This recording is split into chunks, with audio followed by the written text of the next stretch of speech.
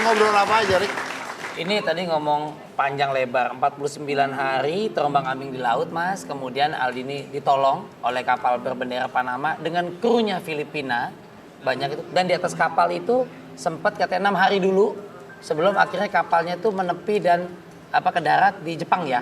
Iya, di Jepang ya? Iya, di Jepang. Tapi sempat 6 hari di kapal, pas naik itu dikasih minum, kasih roti katanya. Iya. Suruh istirahat, mandi. Habis makan roti, disuruh mandi, lalu disuruh makan, baru istirahat. 6 hari di atas itu? Ya, di dalam kapal 6 hari. Selama 6 hari bahasanya gimana? Bahasanya, kalau ngomong bahasa Inggris. Bisa Aldinya? Kalau bahasa Inggris saya ngerti, saya jawab. Kalau enggak ngerti, pakai translate, pakai HP. Oh, ada translator ya. Pakai HP. Ya. Nih kalau mau tanya penonton mungkin Mas, mungkin ada nggak penonton? Siapa tahu di sini. Silakan, Penonton coba. di studio mungkin ada yang ingin mau tanya nggak sama Aldi? Ada yang mau Siapa? tanya sama Aldi, Silakan. misalnya Anda terombang-ambing di laut berdua sama pacar Anda. Ya.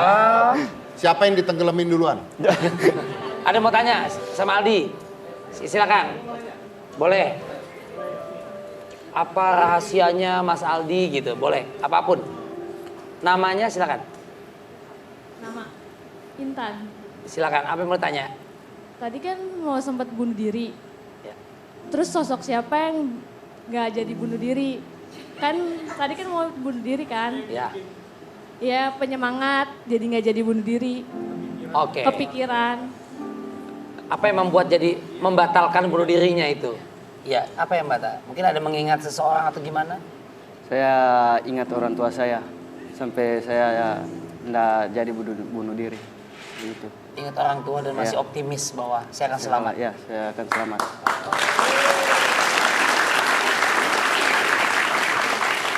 Ada lagi nggak? Ada lagi nggak? Boleh. Siapa tahu ini menarik loh, karena ini inspiratif sekali. Betul. Dalam keadaan stres yang sedemikian rupa, seseorang harus bertahan hidup ya, tapi masih semangat untuk hidup. Pernah sampai mau bunuh diri, Ya. tapi akhirnya ada. Di Ada tengah matanya. laut. Oke. Harapan hidup seolah putus. Silakan. Namanya siapa? Tadi kan katanya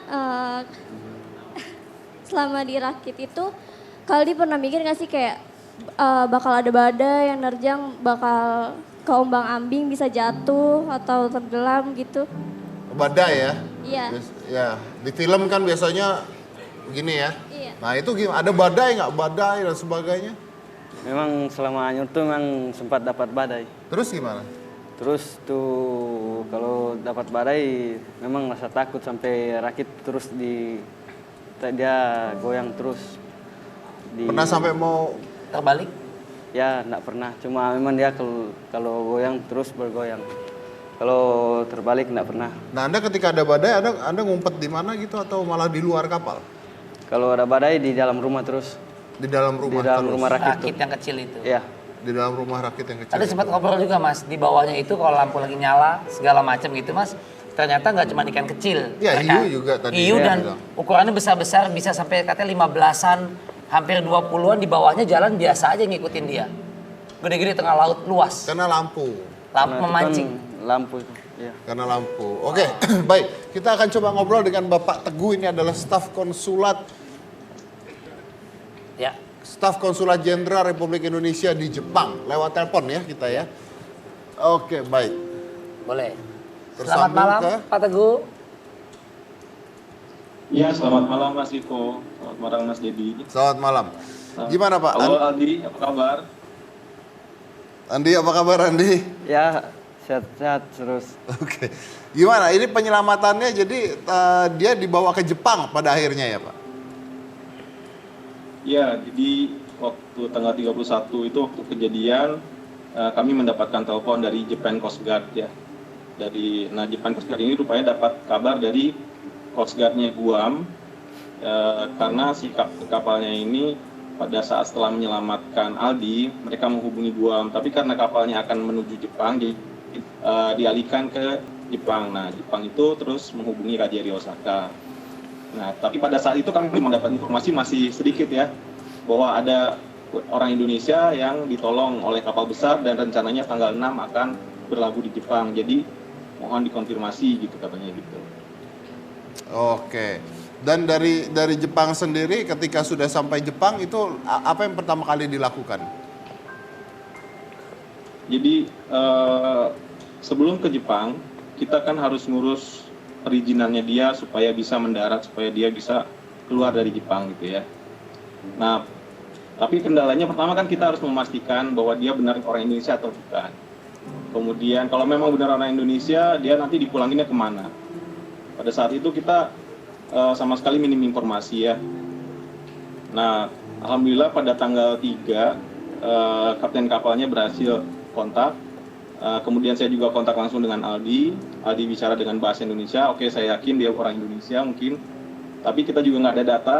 Aldi juga nggak ingat nomor telepon keluarganya. Juga dia tidak ada identitas apapun gitu ya. Jadi kita usahakan untuk mendapatkan kontak keluarganya. Kita dari berbekal dengan alamat yang diberikan Aldi ya. Alamatnya pun pada saat itu nggak lengkap. Hanya sampai Desa Lansa, Polri, Manado gitu katanya. Nah, kita coba kontak ke Polres setempat, ke Polsek, kemudian akhirnya dapat nomor kontak ayahnya, dan setelah dikonfirmasi ternyata memang benar anaknya hilang. Dari situ kita coba usahakan minta data-data yang detail ya, dari mulai ijazahnya Aldi, karena nanti untuk proses imigrasi, untuk supaya dia bisa masuk, supaya bisa turun dari kapal itu karena harus ada izin dari imigrasi. Nah itu perlu kita buatkan dokumen pendukungnya. Oke. Itu.